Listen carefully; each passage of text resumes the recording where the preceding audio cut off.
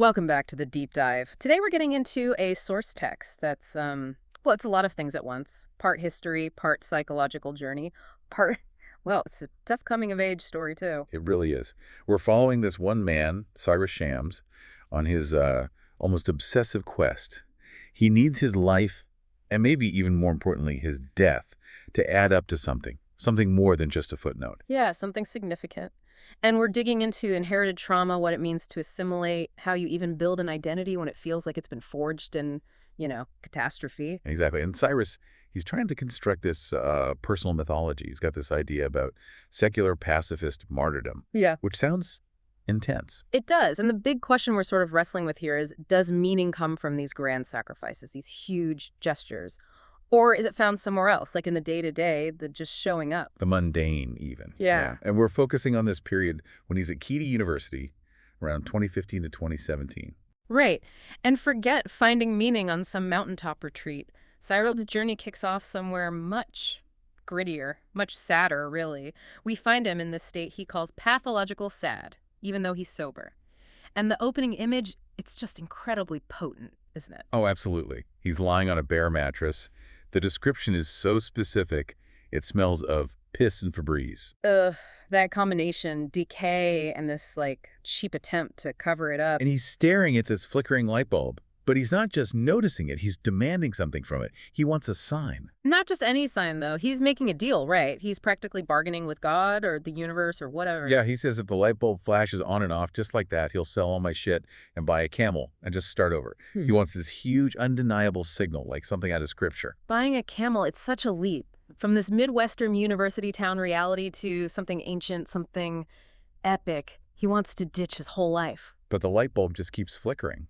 Probably just bad wiring, Right. No divine intervention happening. And that's the moment, I think. He realizes if there's going to be meaning, he has to make it himself. The apocalypse isn't coming for him. So he looks at his own family history, and what does he see? Or rather, what does he not see? He sees an absence of heroism, a lack of a grand narrative. Yeah. And his motivation, it really stems from this feeling of cosmic indifference towards how his parents lived and died. It terrifies him. He feels his own life has to matter more. Can you unpack how the source frames their deaths? Because it's pretty stark. It's brutal, honestly. His mother, she died as a rounding error. Just a number in a big, terrible event. A statistic. Exactly. And his father died anonymous after spending decades cleaning chicken shit. For Cyrus, this isn't just sad. It's like a narrative failure. He can't accept suffering that doesn't purchase some kind of significance. Which leads him to try and build his own significance. And that's where this book idea comes from, right? The secular pacifist martyrs. Yeah, it's a fascinating concept. He's trying to take the power, the weight of martyrdom, but strip out the violence. And maybe the religious dogma, too. He's looking for people who gave their lives for something bigger than themselves. But without swords in their hands, as the text says. He's searching for meaning in a world where maybe that kind of clear-cut heroism feels fake or just impossible.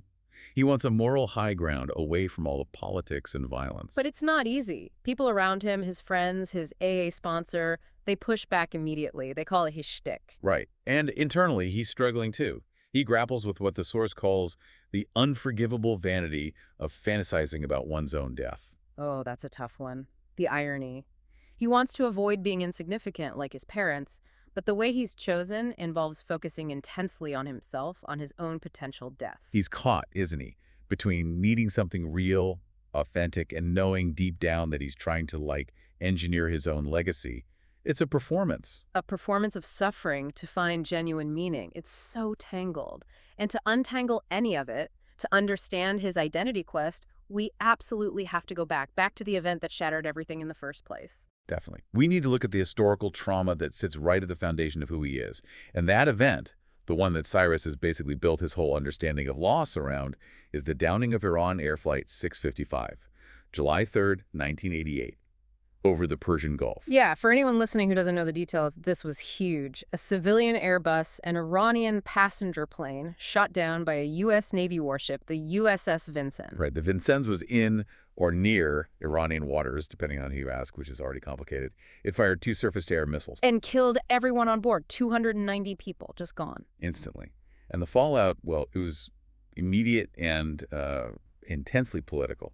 The U.S. Navy said its crew mistook the airliner for an attacking F-14 fighter jet. A tragic mistake under pressure was the official line. That was the U.S. narrative, but Iran, their foreign minister called it a barbaric massacre. So right from the start, you have these two completely opposing realities describing the same event. Mistake versus atrocity. And Cyrus is living right in the middle of that contradiction. It's baked into his grief. Absolutely. Yeah. And eventually, years later, there was compensation. The U.S. paid out in 1996. I think it was $300,000 for wage-earning men, $150,000 for women and children. Money for a life. And that money itself becomes this, like, toxic object for Cyrus. His father, Ali, he never touched it. He called it Cyrus's mother's bounty. Her bounty. Wow, like she was hunted. And he planned to give it to Cyrus. Mm-hmm. So Cyrus is literally carrying the financial weight, the state-assigned value of his mother's death. But then the source material just drops this bomb, a secret that changes everything Cyrus thinks he knows about that day, about his mother, about martyrdom. This is the absolute core twist. His mother, Lisa Shams, she wasn't actually supposed to be on Flight 655. It wasn't. What happened? She'd swapped papers, her identity documents, with her friend Layla, who was also, it seems, our lover. Okay. Why? Layla needed to escape. Yeah. Her husband, Gilgamesh, had found out about their relationship, and it sounds like he was abusive. This was Layla's way out. So Roya gave Layla her ticket, her passport. Exactly. The plan was Roya would meet Layla later in Dubai. But the plane, with Roya's name on the passenger list, was shot down before that could happen. Oh my God. So the death that defines Cyrus's whole existence, the very event driving his quest for meaning, it was actually Roya's escape route. It gave her this unbelievable, maybe terrible kind of grace. She got to live after she supposedly died. She got out of her marriage to Ali, out of her life in Tehran, everything. She took Layla's passport and vanished into a new life. The text gives us these glimpses of her in New York, using Layla's name. Living as someone else entirely, and it wasn't easy, was it? No, not at all. It says she lived in Manhattan, she stole things to get by, and there's this detail about her learning English. The dictionary. Yeah, using a Persian-English dictionary just to learn essential words, like cigarette. Not philosophy, not connection, just survival, coping. Wow. Just the basics, and she missed them. Layla and Cyrus. Deeply.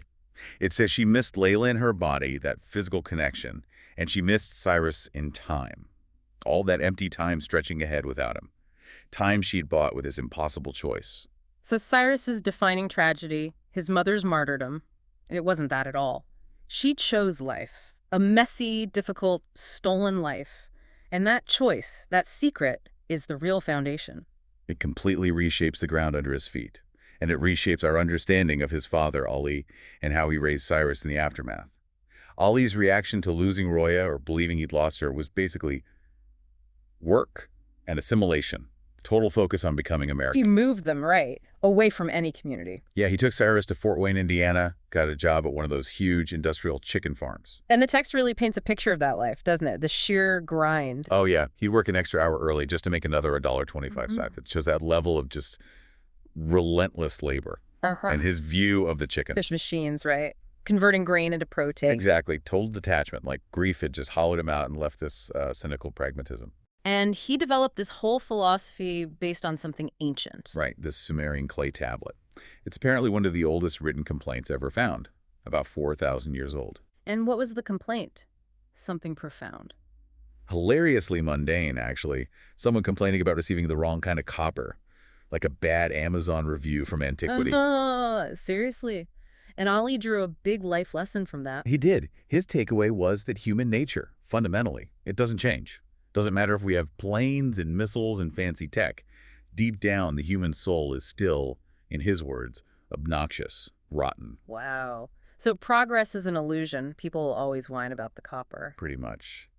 So given that depressing view, what's the only rational response for him? For his son? Survival. Yeah. Blend in. Become American. Completely.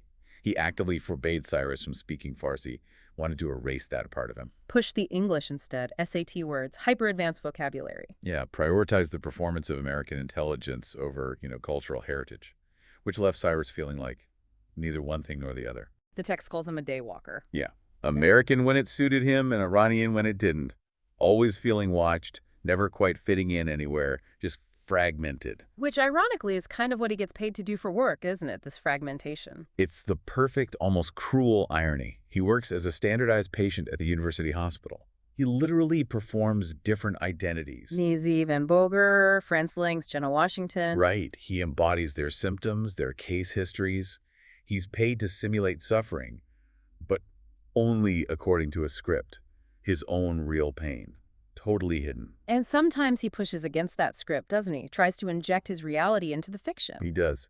As this character, Mrs. Kaufman, he starts asking the medical students these uncomfortable questions, like, did you ever have a patient who just wanted their suffering to end? Whoa, he's testing them, trying to see if anyone recognizes the real anguish behind the mask. And this gap between the performed self and the real hurting self, it leads to some incredibly dark places for him, like the Everclear incident. Yeah, that's a really disturbing part of the text. He describes sitting in his bathtub With a bottle of 95% grain alcohol, Everclear. And he was planning to light himself on fire. a very literal, very dramatic, martyr-like act, the kind he seems drawn to. Exactly. But what stopped him wasn't fear of pain or second thoughts about dying.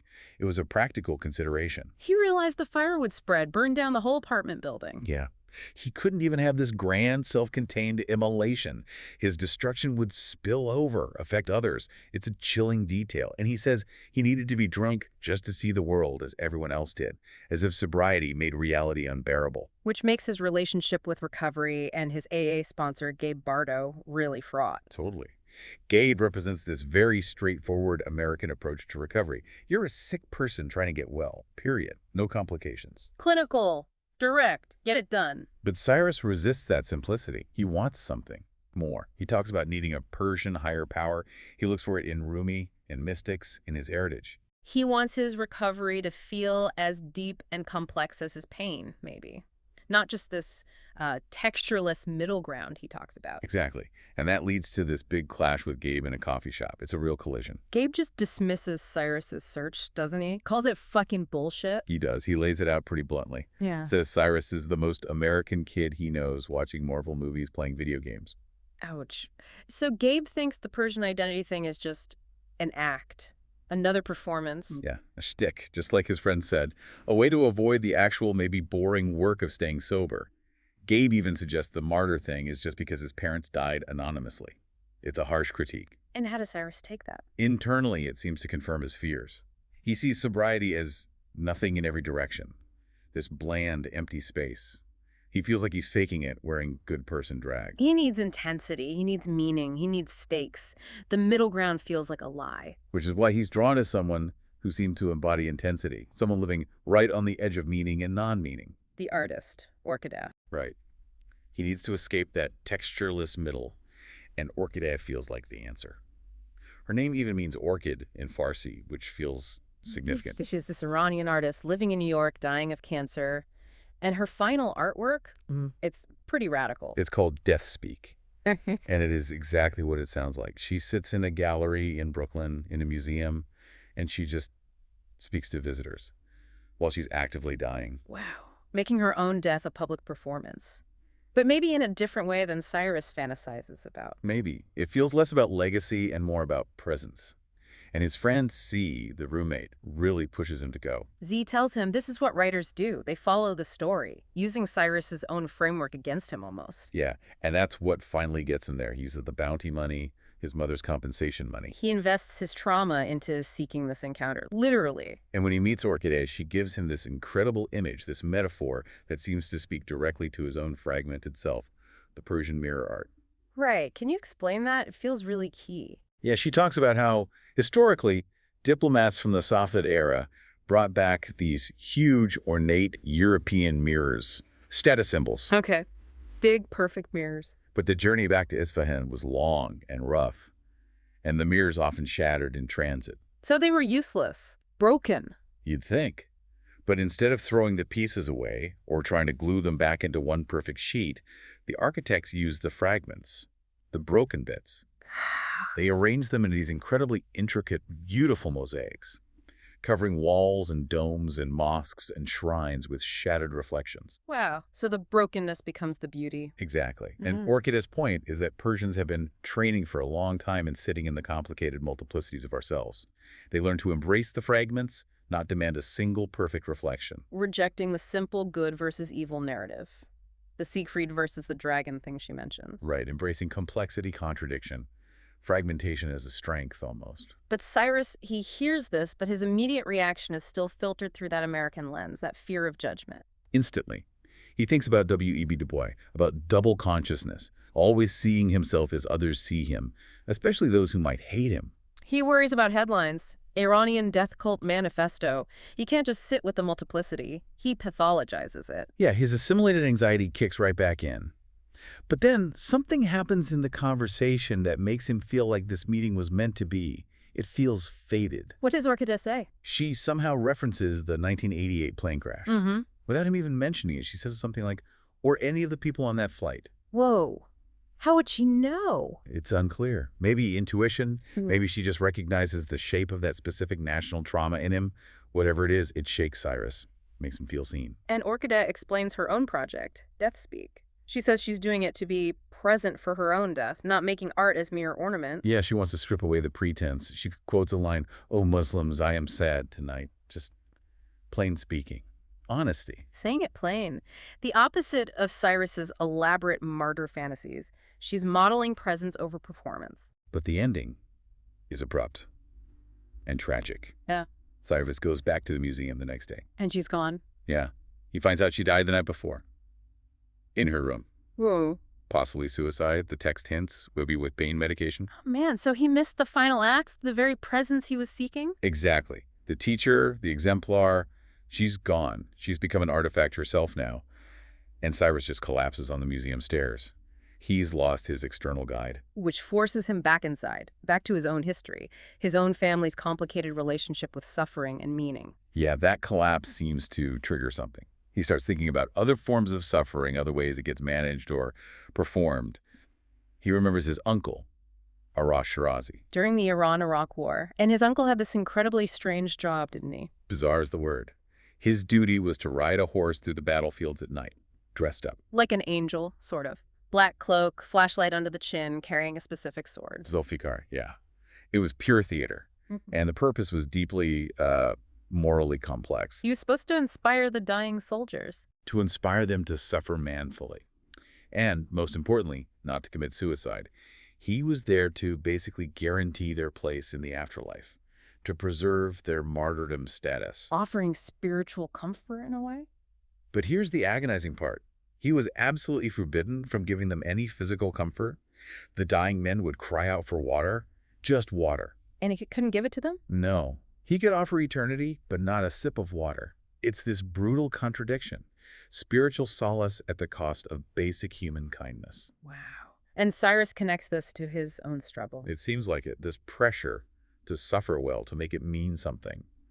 Maybe it's just another way of hoarding something for yourself.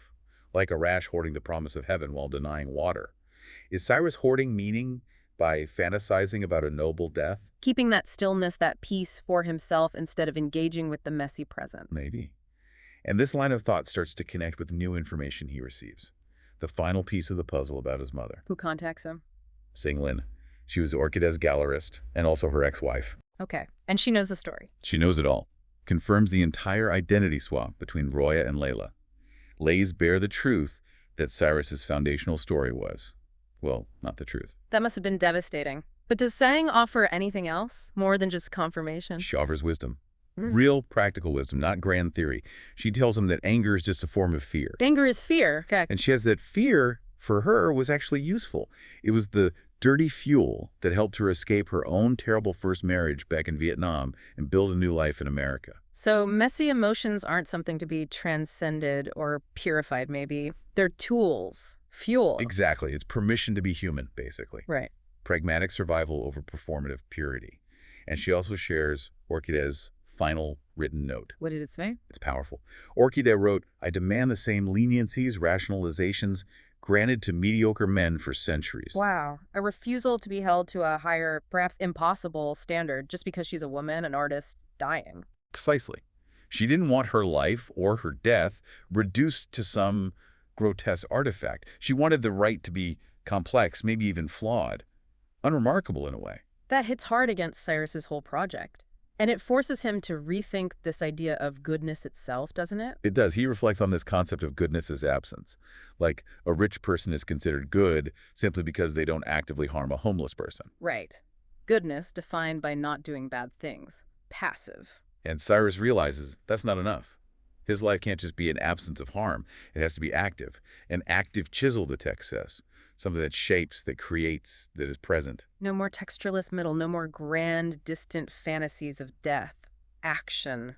Presence. Which leads finally to this moment of clarity. And it's not cosmic or dramatic. It's small, human. It involves Z. His friend, his roommate, after they'd had a fight. Yeah, things were tense. Cyrus is out wandering, feeling lost, and he calls Z. And then he sees Z walking towards him. And in that moment, He feels this clarity like he'd never known. Sweet and unequivocal. Just seeing his friend approach. no burning bushes, no flickering bulbs, just Z. And he hugs him and says, I love you so much. Simple words, but they feel earned, real. It's a commitment to the present, to connection. And he has this thought. Love was a room that appeared when you stepped into it. It's not waiting for you. You create it by choosing to enter, by acting. Wow. That's a powerful shift, from waiting for a sign to actively stepping in. And it connects to one last piece of insight. Something about history, anthropology. The healed femur, right? Exactly. He thinks about how the real mark of civilization wasn't the first tool or weapon. It was the first healed femur found by archaeologists. Because a broken femur means you're helpless. You can't hunt, you can't run, you're dependent. Totally. So a healed femur proves that someone else stayed. Someone cared for the injured person, brought them food, protected them, waited through that long, slow recovery. It wasn't a dramatic sacrifice, it was sustained care, commitment, relationship. It's the absolute opposite of the quick, glorious martyrdom he was chasing. It's the victory of slow, difficult presence over a sudden final exit. So his whole journey, it seems, has been this movement away from looking for, I don't know, fireworks, divine signs, burning bushes, the drama of a self-chosen death. And towards what? Towards the immediate? The human. The connection's right in front of him, with Z. Even the difficult connection with Orkideh's memory. It's about choosing presence. If martyrdom, as he started to suspect with his uncle's story, is about hoarding that stillness, that meaning just for yourself, then what's the opposite? It has to be choosing to share that space. Choosing vulnerability. Choosing to show up for the slow healing, the mutual recovery. Stepping into the room. And that roomy, quote, Orkideh loved seems to capture it perfectly at the end. And Atasha Sade Kate Tuara Cordobecus. The simple fire that ate you. And that simple fire, it's not the huge blaze of war or self-destruction. No, it's maybe the quiet, persistent warmth of connection, Right. of love, Right. of just being there. The heat needed to mend that bone over months, years. I think that's exactly it. The accumulated heat of presence. Not a single dramatic flame, but a slow burn. Which leaves us, and you listening, with that final image from the text. From Roya's lover, Layla, in a dream. She dreamt about a pistachio tree being cut down. And she said the tragedy wasn't losing the nuts, or even the tree itself. The real loss was the 50 years of sun, 50 years of water inside that tree, all that accumulated time, energy, life. So the question it leaves us with is, when we try to live a life that matters, what are we actually counting? Are we focused on the price tag of a single final act? The cost of sacrifice? Or are we finally learning to value the accumulation, the 50 years of sun and water, the immeasurable worth of just living, of being present day by difficult day, that simple, enduring fire?